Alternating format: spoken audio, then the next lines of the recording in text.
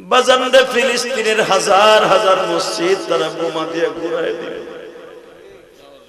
আল্লাহ কার কাছে বিচার দেব? দেওয়ার জায়গা নাই, তুমি সারা মালিক।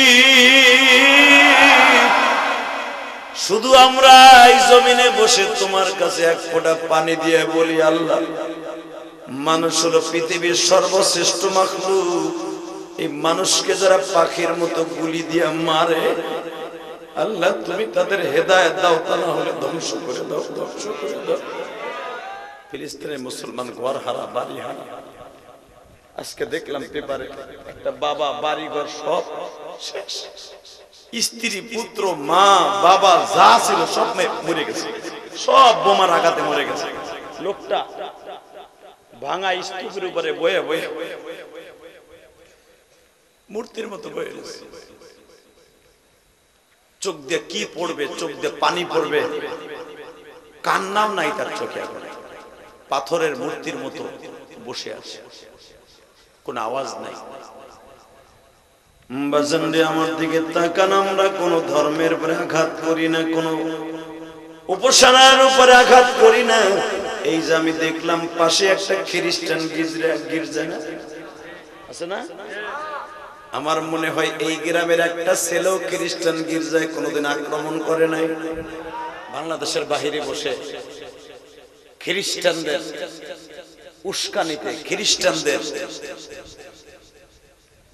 অর্থে অর্থিত হয়ে লালসায় পড়ে আজকে তো নবীরে ভুলে যাইয়া নবীরে বলো মরুভূমির ডাকাত মুহাম্মদ সাল্লাল্লাহু।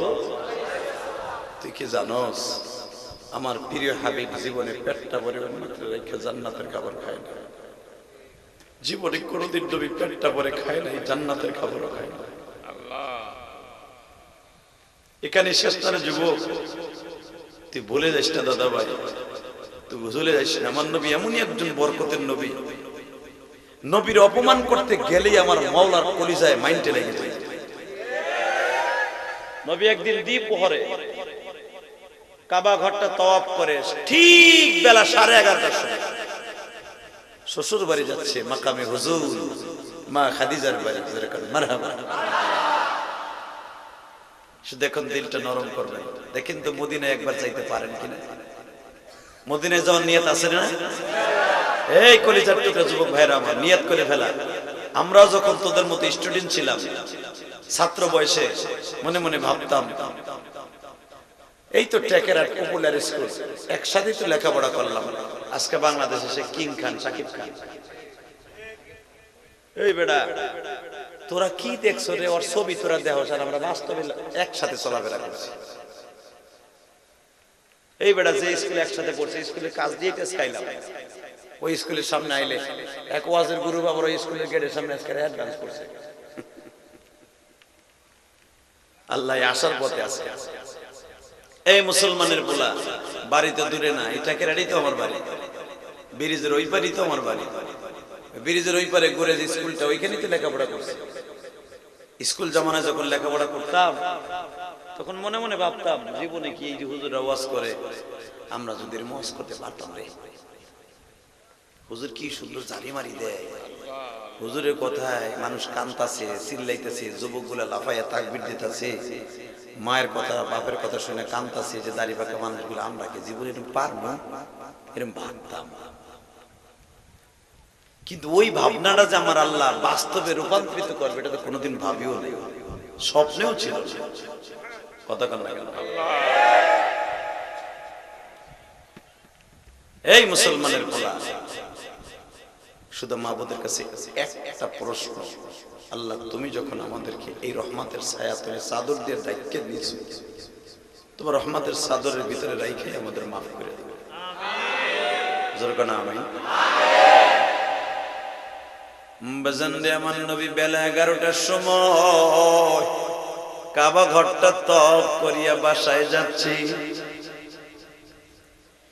এ বাজান বাসায় এমন একজন বসে আছে 40 বছর বয়সে বিশ্ব নবীর সাথে বিবাহ হয়েছে। নবীর বয়স ছিল মাত্র 25 বছর।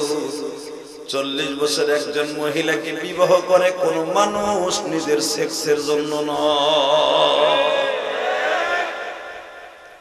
আপনি শুনলে আশ্চর্য হয়ে যাবে, মা খাদিজার আগে আরো 3টা বিবাহ হয়েছে, কেউ বলেন নিচে 2টা, 3টা ইখতিলাফ, 2টা তো মাস্ট বি। ওই ঘরে বাচ্চাও আছে, বিশ্বনবী ওই ঘরে বাচ্চাকে নিজে বিবাহ দিছে, সৎ বাপ হয়ে নবী বিয়াও দিছে। মারহাবা। মা খাদিজার আগের ঘরে 2টা 3টা বাচ্চা ছিল। নবীর বয়স 25, খাদিজার বয়স 40, এই 15 বছরের ডিস্টেন্স মা খাদিজার মাঝে, বিশ্ব নবীর মাঝে। মা খাদিজার বিয়ে হয়েছে 17 বছর বয়সে, হিসাব করেন 40 বছর পর্যন্ত কয়টা ছেলে মেয়ে বিয়ে দেওয়ার কথা। মা খাদিজা ছেলে মেয়ে বিয়ার উপযুক্ত অবস্থায় বিশ্ব নবী খাদিজাকে বিয়ে করছে। আরো জোরে করে, আরো জোরে। এমনকি খাদিজার যে আগের ঘরের ছেলে ছিল, মেয়ে ছিল, তাদেরকে আমার নবী ব্যবসায় সাথে করে নিয়ে যেতেন, কাবা ঘরে নিয়ে যেতেন।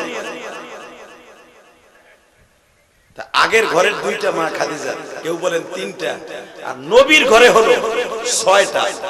কয়টা হলো মা খাদিজার ছেলে মেয়ে? 9টা ছেলে মেয়ে মা খাদিজা। সুবহানাল্লাহ। 2জন স্বামীর লাগে বিবাহ হইবার পরে মা খাদিজা সিদ্ধান্ত নিলেন আর বিয়েই করব না। 17 বছর বয়সে প্রথম বিয়ে হইলো। আল্লাহর কি কুদরত, বিয়ে হওয়ার সাথে সাথেই 1.5 বছর পর স্বামীটা মারা গেল, স্ট্রোক করে মারা গেল। এর 2 বছর পরে আবার বিয়ে হইলো, ওই স্বামীটাও 3-4 বছরের মাথায় মারা গেল। মা খাদিজা বললেন আমি আর বিয়ে হইব, আমার বাপের সমস্ত সম্পদ আমি নিজে ব্যবসা করব। মহিলারা ব্যবসা করা সুন্নাতে রাসূল, সুন্নাত মা খাদিজার সুন্নাত, কিন্তু পর্দার সহিত। কথা কন আরো জোরে। আর তোমরা দলিল দিবা মা খাদিজা বিয়ে করছে, তাসলিমা আসিম কয় মা খাদিজা ব্যবসা করছে, মহিলারা ব্যবসা করা যায়। মা খাদিজা ব্যবসা করছে তোকে মতো জাকা নাকা উল্টা পাল্টা চলে না। তোরা তো রাস্তা দিয়ে হাঁটলে শয়তান ওই রাস্তায় 1 সপ্তাহ লাগে আহে না, তোরে দিয়ে ডিউটি দিয়ে যায়। কথা কন না কেন? বুড়ায় নামাজ পড়ে মাইয়াটা ছাইরে দিয়েছে আল্লাহর হাত, ওন্না পরে তা বুহের বুক মুখ বাইর করে গলার উপরে ঝুলাই তো মাফলা। এই বুড়া আবার তাবলিগ করে চরমনায়ও যায়, আবার হে বলে নামাজ। নিজের মাইয়ারে নিজের বউরে ঠিক করতে পারে না, এবার আবার নামাজি হয় কেন? কথা কন না কেন? আবার হে হুজুর গরম ডিম দিতে চায়, কয় মামুন আকাম না করলে বের খোলা নিস। এ হারামি তুই চিনিনি মামুন, মামুন লোকের সাথে কথা কন না কেন? কোন আলেমকে গালি দিলে আল্লাহর গজব ওই দেশে পতিত হয়ে যাবে। ফিলিস্তিনের মুসলমানদের আজকে কাঁদবেন। ফিলিস্তিনের মুসলমান ঘর হারা, বাড়ি হারা। আজকে দেখলাম পেপারে একটা বাবা বাড়ি ঘর সব শেষ, স্ত্রী পুত্র মা বাবা যা ছিল সব মরে গেছে, সব বোমার আঘাতে মরে গেছে। লোকটা ভাঙা স্তূপের উপরে বয়ে বয়ে মূর্তির মতো বয়ে গেছে। চোখ দিয়ে কি পড়বে, চোখ দিয়ে পানি পড়বে, কান্নাও নাই তার চোখে। এখন পাথরের মূর্তির মতো বসে আছে, কোন আওয়াজ নাই।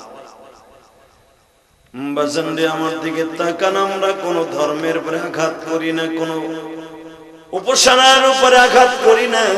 এই যে আমি দেখলাম পাশে একটা খ্রিস্টান গির্জা আছে না, আমার মনে হয় এই গ্রামের একটা ছেলেও খ্রিস্টান গির্জায় কোনোদিন আক্রমণ করে নাই, বরঞ্চ কোনোদিন করবেও না, করা ঠিকও না।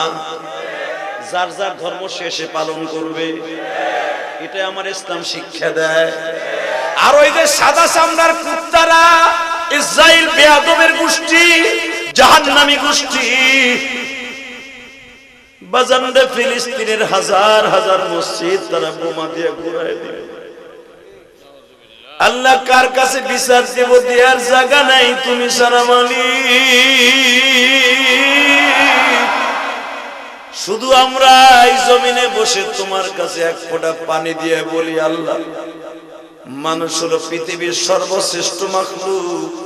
এই মানুষকে যারা পাখির মতো গুলি দিয়ে মারে, আল্লাহ তুমি তাদের হেদায়েত দাও, তা না হলে ধ্বংস করে দাও, ধ্বংস করে দাও। এই অসভ্য ইহুদি জাতিকে আল্লাহ ধ্বংস করে দাও। আমিন বলেন, আমিন বলেন। কষ্ট হইতেছে? দেখা নাই আমার নবীকে তোরা গালি দেস, তোরা কি জানোস পৃথিবীর শ্রেষ্ঠ সৃষ্টিজীবীর মধ্যে আমার নবীর মতো দামি মানুষ একজন আল্লাহ বানায়।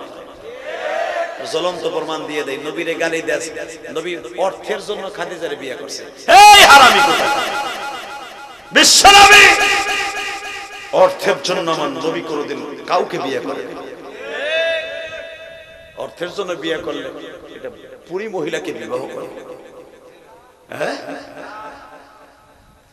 অর্থ কি আমার নবীর বাবার কম ছিল, দাদার কমা ছিল?